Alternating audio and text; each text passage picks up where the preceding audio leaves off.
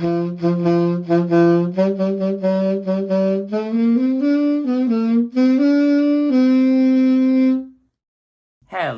and welcome to the Lore Table. I'm your host, Teen Wolf, and today we are going to be talking about something that's been going on way back since 2021, a whole year and a half ago. And back when Kaldheim came out, Vorinclex was on Kaldheim for some strange reason. Why is that? Well, today we are going to see why he was there on Kaldheim.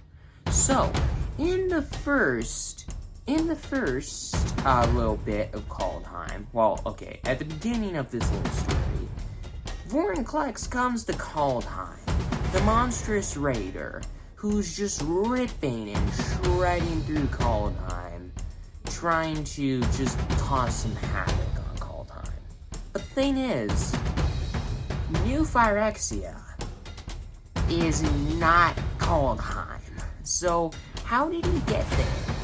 Well, if you don't know, Tezzeret is now working with the Phyrexians, and he has a way to transport these Phyrexians to other planes with the help of the planar bridge, which he has possession of thanks to just his efforts to beat the revolt, and just because he just stole it from Kaladesh.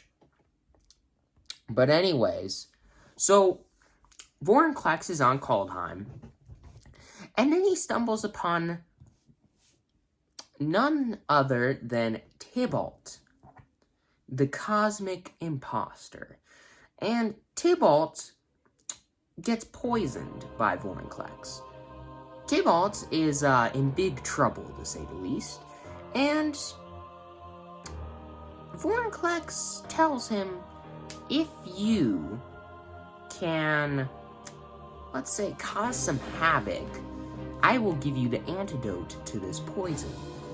Tybalt agrees, because, I mean, it's Tybalt, the devil, who causes havoc on planes for a living. I mean, he's like the Chaos Planeswalker for, yeah.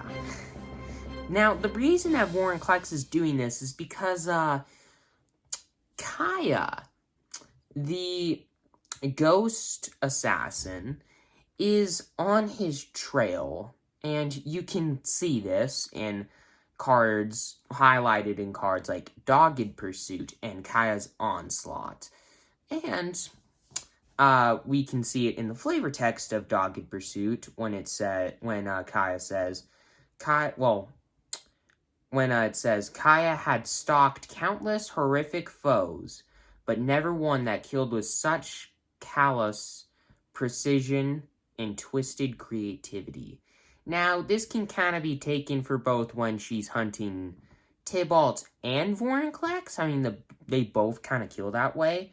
I think that flavor text is directed more towards Tybalt, but you can still interpret it as her hunting down Vorinclex, because they kill in very similar ways.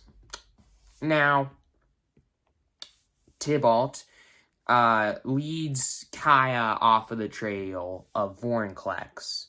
But before that happens, and Kaya hunts down Tybalt in the place of Bredegard, in the plane of Bredegard, which is one of the many different planes on Kaldheim. She and Alrund, the god of Cosmos, which is,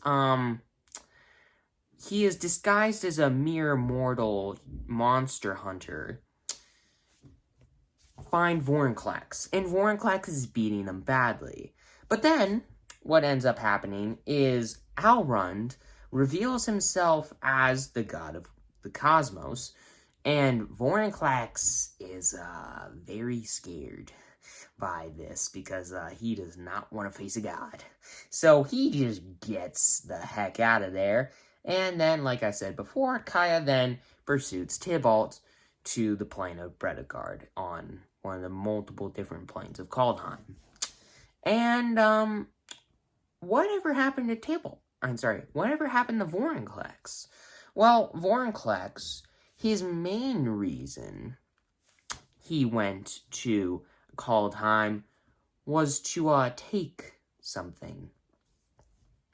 What ends up happening is Vorinclex finds Asika, god of the tree. And not just any tree. The world tree. Which, the world tree, if you collect its sap, Tyrite, and purify it... Well, okay. If you collect its sap and purify it into Tyrite, you can use that to give something the power of a god. That is very dangerous. And what ends up happening is Vorinclex wants this. He beats up Asika nearly to death. Then, he steals as much Tyrite as he possibly can. And then Tezzeret gets him out of there using the planner bridge. And now Vorinclex has the power to make Phyrexians gods.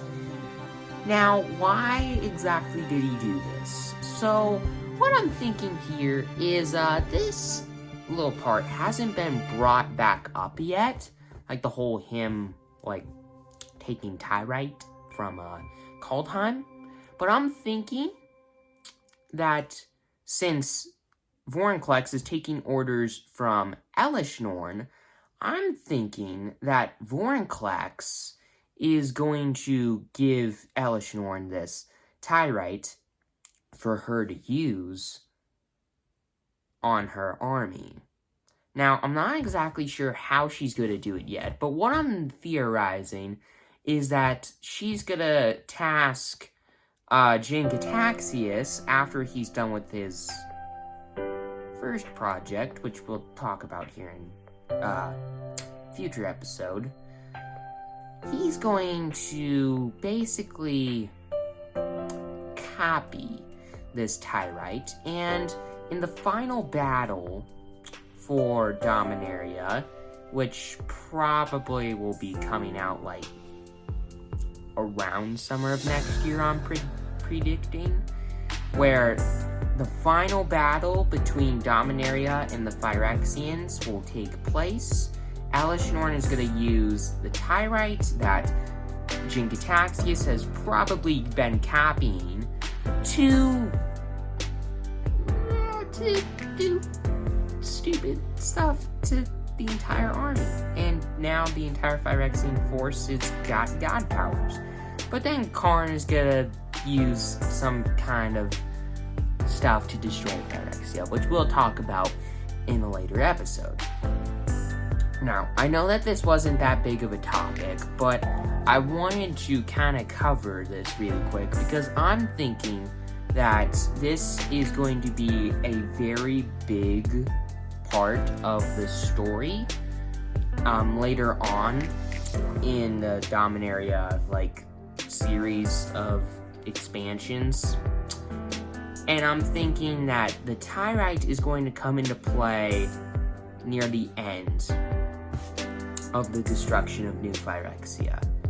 I'm thinking. I'm not sure if any of you watching this think that, if you're into lore, but that's just my theory. And for now, we do not know exactly why Vorinclex stole this, but obviously it's to do some kind of stupid crap to the Phyrexians and basically turn them into gods, which is very bad. And with that is going to be it for this episode of the Lore Table. Once again, sorry that this video wasn't too long, but it's just a topic that I want to cover. And the next couple episodes I'm thinking are going to be a bit longer because they're a little bit bigger topics. But with all that aside, thank you for watching. I'm your host, Teen Wolf. Please consider subscribing if you like this. And I will see you next time, when we see what Jin Gataxius will be doing on the plane of Kamigawa.